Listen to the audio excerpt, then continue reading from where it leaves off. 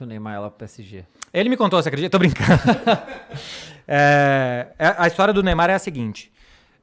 Tanto na história do Neymar como na história do Messi em 2020, que eu gosto mais do que a história do Neymar, porque o Messi é maior do que o Neymar, então assim, quando a gente fala que o Messi ia sair e tal, que 5 dias depois ele manda um burofax pro Barcelona pra falar que vai sair, essa história eu até acho... Eu fico mais feliz com ela do que com a do Neymar. A do Neymar, a gente ficou sabendo por causa do Dani Alves. O Dani Alves já tinha saído do Barcelona, estava na Juventus, já tinha saído da Juventus, e toda a imprensa já tinha dado que ele ia pro Manchester City. Aí, de repente, ele é apresentado no PSG. Acho que ele é apresentado no PSG 13 de julho. A gente dá a notícia que o Neymar vai sair 16 de julho. E eu conhecia um pessoal do Dani Alves em Barcelona. Pessoal que trabalhava com ele, muito ligado a ele e tal. Nunca tive contato com o jogador nem com o empresário. Nunca tive. E o pessoal falou, foi pro PSG e tal, né? Falei, ia pro City. Falei, então, o Ney que pediu. Falei, como assim o Ney que pediu? O Ney pediu ele no PSG. Aí eu falei, mas o Neymar tá em Barcelona. Eles falaram, você que pensa. Pô, os caras já meteram já. O Neymar não tá em Barcelona. O Neymar tá fechado com o PSG. Ele tem ainda alguns acordos com o Barcelona. Eles têm a pré-temporada para fazer nos Estados Unidos, que tá vendida, e a presença dele é necessária. O pacote, você vende um pacote com o Neymar e sem Neymar, tem preço diferente. E ele tem para receber 25 milhões de euros de luvas ainda. Porque ele renovou ano passado, recebeu metade, tem mais metade para receber. Ou recebeu 15, tinha 25, sei lá, alguma coisa assim. E aí eu fui tentar falar com mais gente, sem contar a mesma história, mas fui conversar com gente próxima ao Neymar e tal, e falava assim, que no Barça é complicado, que é o time do Messi, né? O Neymar tinha que começar a pensar no time pra ele. E era a mesma coisa que tinha me falado, que o Neymar queria um time pra ele, que aí o PSG era esse time. Tá? Então a gente chegou à mesma conclusão. Aí fui falar com os meus chefes, na época era Esporte Interativo. Você não gelou, não, quando veio essa informação e, ninguém no mundo tinha falado disso ainda? Eu não tinha ideia que ia ser o que foi. Porque tinha...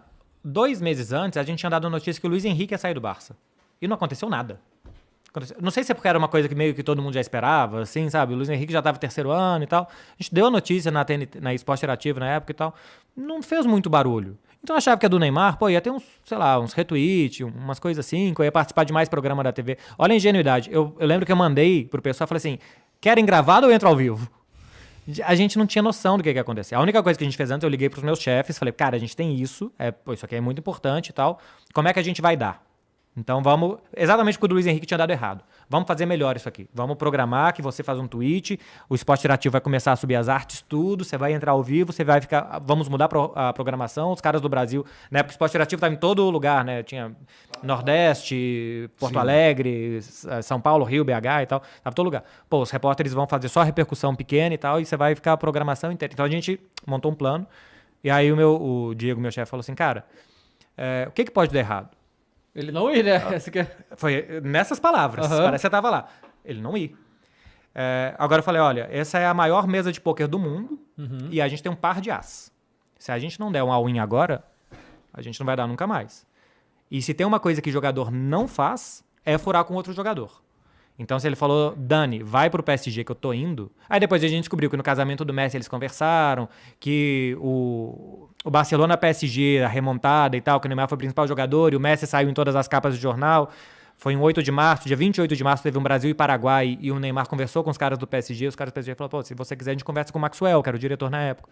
Então a gente descobriu que realmente a coisa foi por aí. Eu falei, se tem uma coisa que o jogador não faz, é romper com o outro. E se ele falou pro Dani, vai, ele vai. Então a gente se sentiu seguro pela cumplicidade que existe entre jogadores. E aí, depois que a gente deu a notícia, falou, agora os caras aqui vão ultrapassar a gente, porque o Mundo Deportivo, a Catalunha Rádio, a TV3, os caras têm 10 caras cobrindo o Barcelona. E o Barcelona é uma cidade de 1.600.000 pessoas. Então, o dentista de um é o dentista do outro, e o pai de um é o diretor da escola que o outro... Os caras vão saber alguma coisa muito mais do que eu e tal. Além de que eles são jornalistas também, né? Tem lá suas fontes no clube e tal. E acho que a gente manteve bem. Eu fico mais feliz porque a gente manteve bem, conseguiu continuar informando e apurando e tal do que a primeira. A primeira foi sorte, cara. Eu tava tomando um café com um cara e ele me contou. A primeira foi muita sorte. A notícia mãe, assim, foi sorte. Depois, daí, acho que a gente foi bem, assim, na suíte, né? Na repercussão da coisa e tal, acho que a gente foi bem. Então, o se queda do Piquet foi um contratempo grande, porque a gente sabia que os jogadores estavam tentando convencer o Neymar a ficar. Piquet posta uma foto com o Neymar abraçado, se queda, os jogadores do Barcelona começam a comentar palminhas e tal, que bom. Fala, bom, eles vão aqui diminuir a importância desse troço, falar que foi uma especulação da imprensa como tantas outras, e acabou.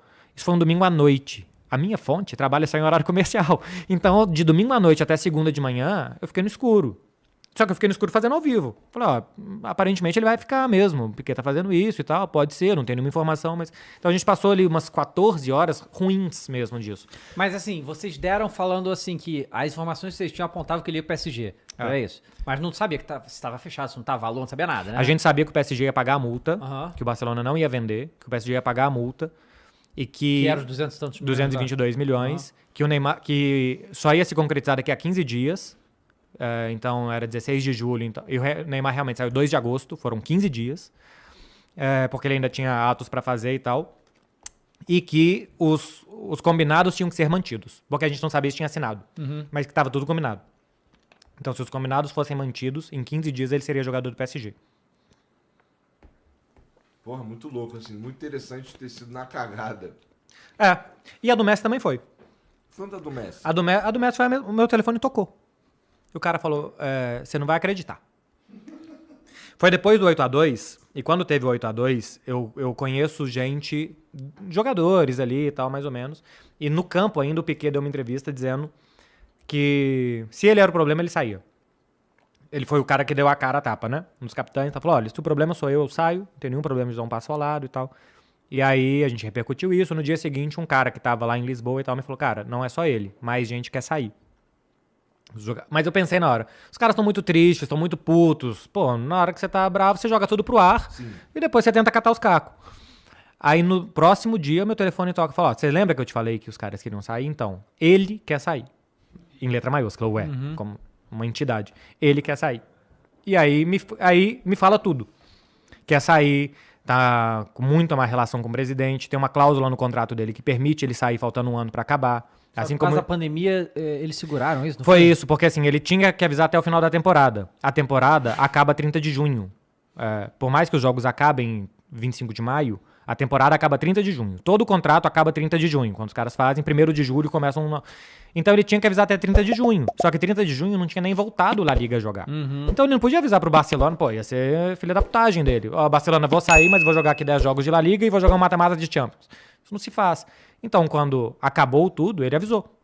Aí ele mandou um burofax e tal. E aí ficou essa coisa jurídica. Pode, não pode, pode, não pode, pode, não pode. Ele falou, não vou brigar com o Barcelona nem um minuto da minha vida. Vou ficar puto, mas vou ficar. E não falava com o presidente. Não existia diálogo do Messi com o presidente. Então...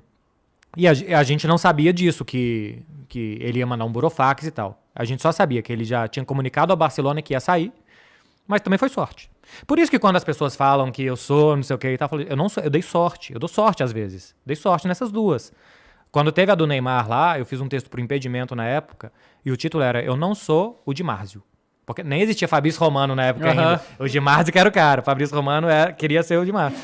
Eu falei, eu não sou. Não esperem isso de mim. Eu não vou dar notícia de... Eu não tinha contato com empresário. Hoje eu tenho. Hoje, de vez em quando, vai empresário em Barcelona, a gente toma alguma coisa, ligo, converso, alguma coisa assim eu tenho. Na época eu não tinha contato com nenhum. Eu falei, não esperem isso de mim. Desculpa decepcionar, se vocês estão assistindo esperando que eu sei alguma coisa, não sei. E completamente humilde de falar, sorte. Você falou, cagada. Nenhum problema. Interessante. Como é que foi pra tu, como torcedor do Barcelona, ver todos esses movimentos aí das estrelas saindo e tudo mais? Foi felicíssimo. Tô bem. Cara, é muito ruim, porque eu mudei pra lá em 2015 e eu peguei a pior época da história do clube. Essa é a pior época da história do Barcelona. Assim, passo muito tempo sem títulos, entre os anos 60 e 70 e tal, mas nunca numa crise tão grande, uma crise institucional tão grande, quase quebrando. Pô, com o maior jogador da sua história saindo com portões fechados, sem despedir da torcida, saindo chorando porque queria ficar, cara. O maior jogador da sua história saiu do clube porque vocês não têm dinheiro para pagar metade do salário dele. E ele gera mais do que a metade do salário. O que ele gerava de presença de torcedor no estádio, de coreano, mexicano, brasileiro que ia lá cantar Messi, Messi, Messi, que comprava camisa e tal, pagava o dinheiro que ele ganhava. E ele aceitava ganhar metade disso. E continuar gerando o que ele gerava. E nem assim foi possível. Então, eu peguei... No ano que eu cheguei, o Barça ganhou o segundo triplete, que é com a MSN, que ganha todos os títulos e tal. Mas eu ainda não eu cobria pelo lance, ia todos os jogos e tal, mas eu não cobria como no Esporte Interativo, que a gente tá no gramado, que a gente tem as entrevistas ali na hora, sabe? Assim, que é uma coisa de uma satisfação pessoal muito boa. Aí a gente comprou os direitos 15 e 16, e a partir daí eu peguei todas as porradas. Todas. Eu só não tive no 8x2, porque foi portões fechados e só o Arthur Quesada fez essa cobertura. Eu tava até na do feminino nessa temporada. O Barcelona ganhou todos os jogos. O Barcelona foi campeão de La Liga com 30 vitórias, 159 gols marcados e 11 sofridos. O Barcelona ganhou todos os jogos na Champions, perdeu a volta da semifinal, porque tinha feito 5x1. Eu fui na final. O Barcelona perdeu. 3x1 do Lyon, fora o baile. Eu estive em todas as tragédias.